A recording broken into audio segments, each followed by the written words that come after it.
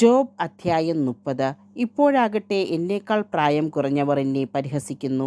അവരുടെ പിതാക്കന്മാരെ എൻ്റെ ആട്ടിൻകൂട്ടത്തിൻ്റെ നായ്ക്കളോട് കൂടെ പോലുമെണ്ണാൻ ഞാൻ കൂട്ടാക്കുമായിരുന്നില്ല. യുവത്വം ക്ഷയിച്ച അവരുടെ കരബലത്തിൽ നിന്ന് എനിക്കെന്ത് നേട്ടമാണുള്ളത്? ദാരിദ്ര്യവും കഠിനമായ വിശപ്പും നിമിത്തം അവർ വരണ്ട ശൂന്യമായ ഭൂമി കാർന്നു തിന്നുന്നു. വിശപ്പടക്കാൻ വേണ്ടി അവർ കാട്ടുചെടികളും പച്ചിലകളും കാട്ടുകിഴങ്ങുകളും പറിച്ചെടുക്കുന്നു. ജനമധ്യത്തിൽ നിന്ന് അവർ തുരത്തപ്പെടുന്നു. കള്ളനെ എന്ന പോലെ അവരെ ആട്ടിപ്പായിക്കുന്നു.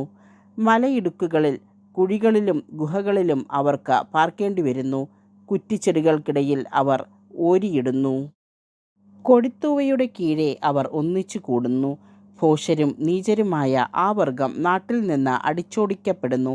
ഇപ്പോൾ ഞാൻ അവർക്ക് പാട്ടും പഴമൊഴിയും ആയിത്തീർന്നിരിക്കുന്നു. അവർ എന്നെ വെറുക്കുകയും എന്നിൽ നിന്ന് അകന്നു പോവുകയും ചെയ്യുന്നു. എന്നെ കാണുമ്പോൾ തുപ്പാനും അവർ മടിക്കുന്നില്ല. ദൈവം എൻ്റെ വില്ലിൻ്റെ ഞാൺ അയച്ച് എന്നെ എളിമപ്പെടുത്തിയതിനാൽ അവർക്ക് കടിഞ്ഞാൺ ഇല്ലാതായിരിക്കുന്നു. എൻ്റെ വലതുവശത്ത് നീചർ ഉയരുന്നു. അവർ എന്നെ ഓടിക്കുന്നു. അവരുടെ വിനാശകരമായ മാർഗങ്ങൾ എൻ്റെ മേൽ പ്രയോഗിക്കുന്നു. അവർ എൻ്റെ പാത തകർക്കുകയും എനിക്ക് വിപത്ത് വരുത്തുകയും ചെയ്യുന്നു. ആരും അവരെ തടയുന്നില്ല. വലിയ വിടവിലൂടെയെന്ന പോലെ അവർ വരുന്നു. കോട്ട ഇടിയുമ്പോൾ അവർ എൻ്റെ മേൽ ഉരുണ്ടു കയറുന്നു. ഭീകരതകൾ എനിക്കെതിരെ തിരിഞ്ഞിരിക്കുന്നു. കാറ്റുകൊണ്ടെന്ന പോലെ എൻ്റെ മഹത്വത്തെ പറത്തിക്കളയുന്നു. എൻ്റെ ഐശ്വര്യം മേഘമെന്ന പോലെ കടന്നു പോകുന്നു. ഇപ്പോൾ എൻ്റെ ജീവൻ ഉള്ളിൽ തൂകിപ്പോയിരിക്കുന്നു. കഷ്ടതയുടെ ദിനങ്ങൾ എന്നെ പിടികൂടിയിരിക്കുന്നു. എൻ്റെ അസ്ഥികളെ രാത്രി തകർക്കുന്നു. എന്നെ കരളുന്ന വേദനയ്ക്ക് വിശ്രമമില്ല. ക്രൂരമായി അത് എൻ്റെ വസ്ത്രത്തിൽ പിടികൂടിയിരിക്കുന്നു. എൻ്റെ അങ്കിയുടെ കഴുത്തുപോലെ അതെന്നെ ബന്ധിച്ചിരിക്കുന്നു. ദൈവം എന്നെ ചെളിക്കുണ്ടിൽ തള്ളിയിട്ടിരിക്കുന്നു.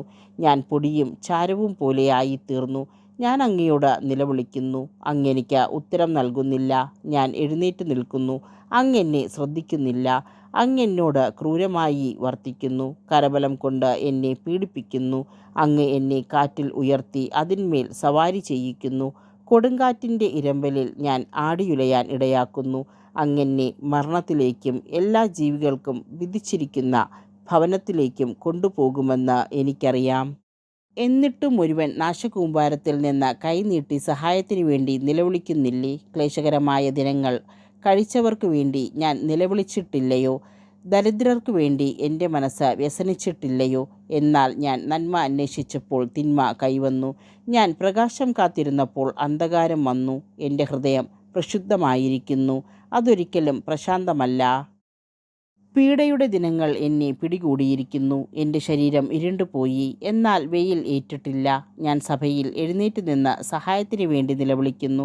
ഞാൻ കുറുക്കന്മാരുടെ സഹോദരനും ഒട്ടകപക്ഷിയുടെ സ്നേഹിതനുമായിരിക്കുന്നു. എൻ്റെ ചർമ്മം കറുക്കുകയും പൊളിഞ്ഞു പോവുകയും ചെയ്യുന്നു. എൻ്റെ അസ്ഥികൾ ചൂടുകൊണ്ട് ദഹിക്കുന്നു. എൻ്റെ വീണാനാദം വിലാപമായും എൻ്റെ കുഴൽനാദം കരച്ചിലായും മാറിയിരിക്കുന്നു.